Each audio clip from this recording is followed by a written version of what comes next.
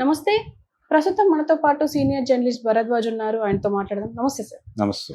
Sir Grok versus BJP నడుస్తుంది ఇండియాలో అని చెప్పేసి అంటున్నారు. ఎందుకు అనంటే అసలు ఏది దాచకుండా అండ్ హిస్టరీ గురించి అయితే కొన్ని అలిగేషన్స్ ఉన్నాయి.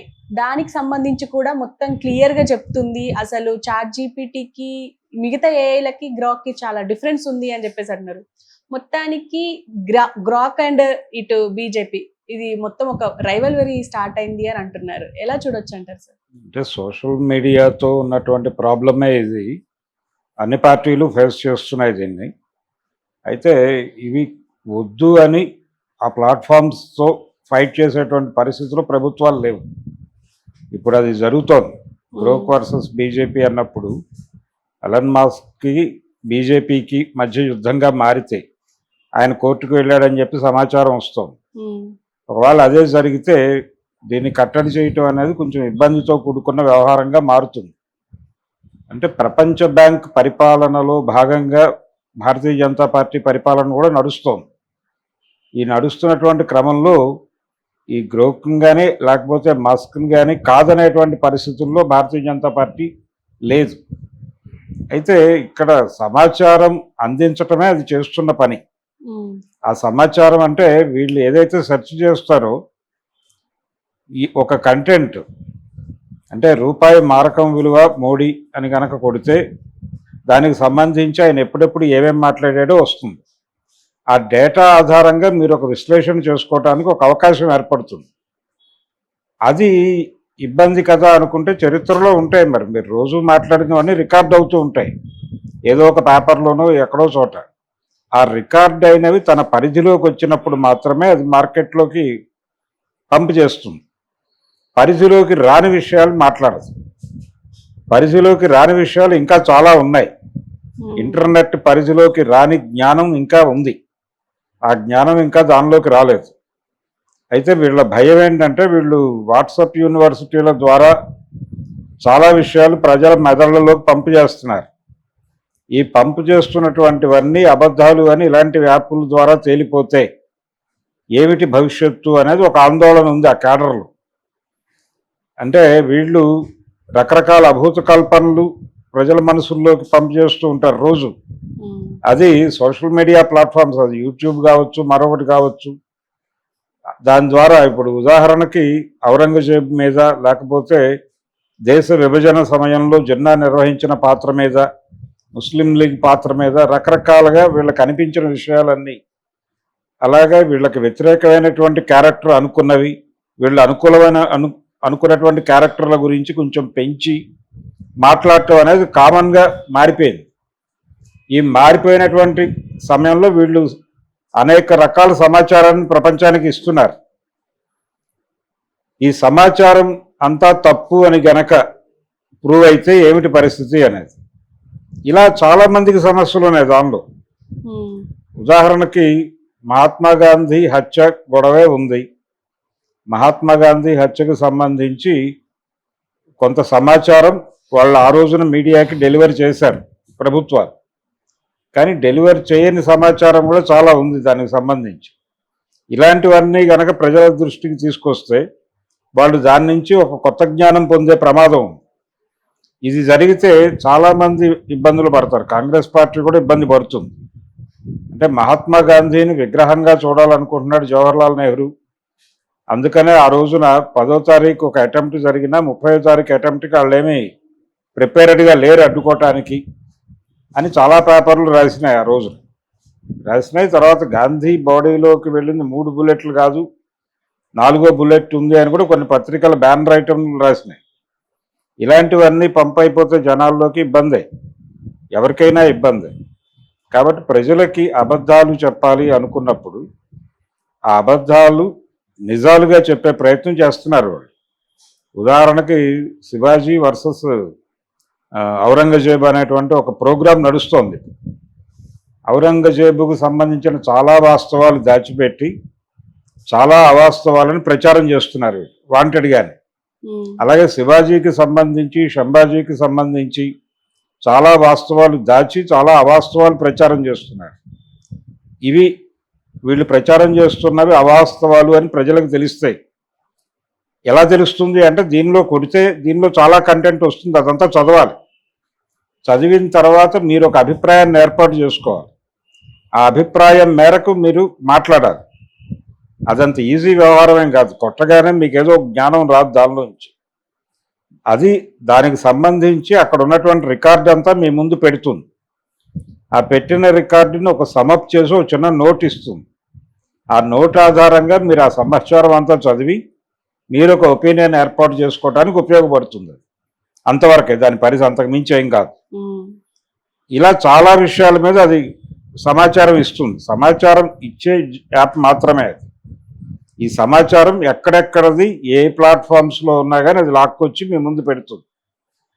ఒక వ్యక్తి ఎవరైనా కావచ్చు, అతని పేరు కొడితే అతనికి సంబంధించి అతను ఏ ఏ ప్లాట్ఫామ్స్ మీద ఏమేం మాట్లాడాడు, దీనిలో ఏకసూత్రత ఉందా లేదా, ఆ కంటెంట్ అంతా ఇస్తోంది. ఎవరి పేరైనా కొట్టచ్చు. ఇటువంటి పరిస్థితి ఉంది కాబట్టి దీని నుంచి ప్రజలు చాలా విషయాలు తెలిసేసుకుని సొంత నిర్ణయాలు తీసేసుకుంటే ఏమిటి పరిస్థితి అనే ఆందోళన ఉండొచ్చు, కానీ దాన్ని అడ్డుకునే పరిస్థితి మాత్రం ఉండదు. దాన్ని అడ్డుకునే పరిస్థితి డెఫినెట్గా ఉండదు. అడ్డుకోవడం అంటే వరల్డ్ బ్యాంక్తో యుద్ధం చేయటమే. ఆ యుద్ధానికి సిద్ధంగా భారతీయ జనతా పార్టీ కానీ మోడీ గారు కానీ లేడు.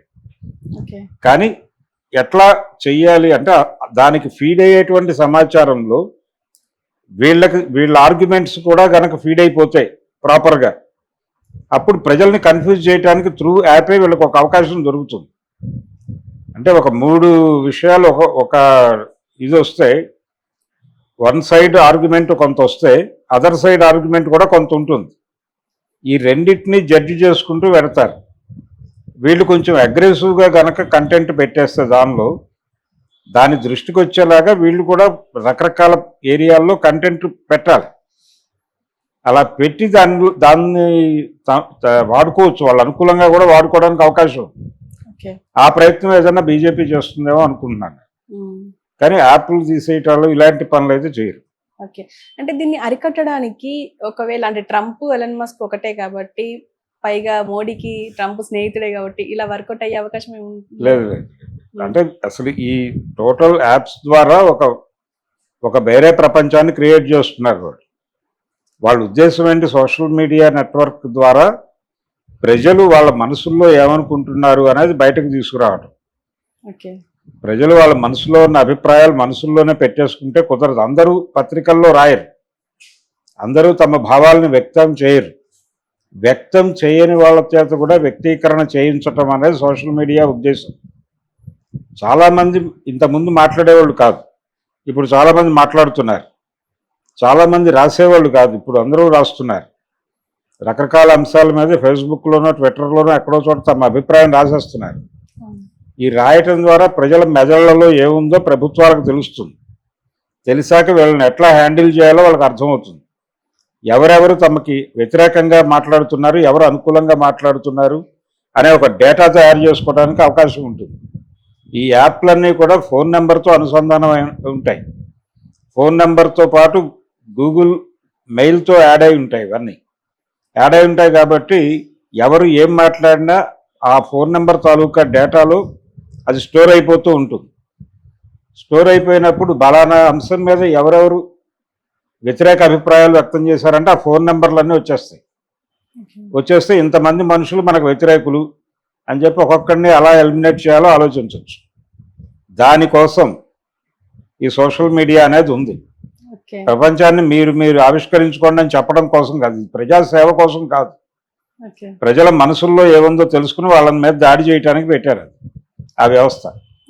అందుకని ఇది కేవలం భారతదేశానికి సంబంధించిన వ్యవహారం కాదు. గ్లోబలైజ్ అయిపోయి ఉన్నాం మనం.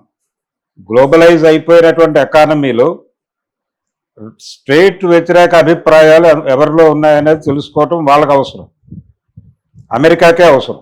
అందుకని చాలా పెద్ద పెద్ద సర్వర్లు పెట్టి ప్రపంచ జనాభా ఏం ఆలోచిస్తోందో వాటన్నిటినీ జాగ్రత్తగా నెంబర్ల వారీగా భద్రపరుస్తున్నారు. నెంబర్ల వారీగా భద్రపరచడంతో పాటు వాళ్ళ యాప్ మూవ్మెంట్ కూడా నిఘా ఉంది. యాప్ మూవ్మెంట్ అంటే ఎవరెవరు ఫోనుల్లో ఏ యాప్స్ డౌన్లోడ్ అయి ఉన్నాయో ఆ యాప్ల ద్వారా వాళ్ళు చేస్తున్న రోజువారీ కార్యక్రమాలు ఏమిటి, ఎవరితో ట్రాన్సాక్షన్ జరుపుతున్నారు, ఎవరికి డబ్బులు పంపిస్తున్నారు, ఎవరి నుంచి డబ్బులు పొందుతున్నారు, ఈ డబ్బులు ఎక్కడ ఖర్చు పెడుతున్నారు, వీళ్ళకున్న అవసరాలు ఏంటి, వ్యసనాలు ఏమిటి దగ్గర నుంచి మొత్తం వీళ్ళ జీవితం ఉంటుంది అక్కడ. కాబట్టి ప్రతి మనిషి బిగ్ బాస్ షోలో ఉన్నామ్మా. ఓకే. అంచేత ప్రతి మనిషి వాచింగ్లో ఉన్నారనే విషయం తెలుసు అందరికీ. ఇదేదో యాప్ మీద బీజేపీకి ఏదో నష్టం జరిగిపోతుంది అని కాదు. ఈ నష్టాన్ని నివారించడానికి ఏం చేయాలో వాళ్ళ సోషల్ మీడియా నెట్వర్క్కి తెలుసు. సో దీన్ని ఎలా ఎదుర్కోవాలో వాళ్ళకి తెలుసు, వాళ్ళు రంగంలోకి దిగుతారు. దిగి ఇప్పుడు అది సరఫరా చేస్తున్నటువంటి సమాచారం తప్పు అనేటువంటి సమాచారం వీళ్ళు నింపుతారు సోషల్ మీడియాలో. నింపితే అదంతా కూడా దాంతో పాటు సరఫరా చేస్తుంది. దాంతో చదివేవాడు కన్ఫ్యూజ్ అయిపోయి ఏదో ఒక స్టాండ్ తీసుకోక తప్పదు. అలా దాన్ని పొల్యూట్ చేయటం ఎలా అనే కార్యక్రమంలో ఉంటారు తప్ప ఆయన ఆల్రెడీ అంటే వీళ్ళు ఏదన్నా ముందడుగు వేస్తారేమో అనే ఉద్దేశంతో వాళ్ళు కోర్టుకి ఒక సబ్మిషన్ ఇచ్చే ప్రయత్నం చేస్తున్నాడు. ఆయన విషయాన్ని అంత దూరం కూడా తీసుకెళ్ళాడు మోడీ.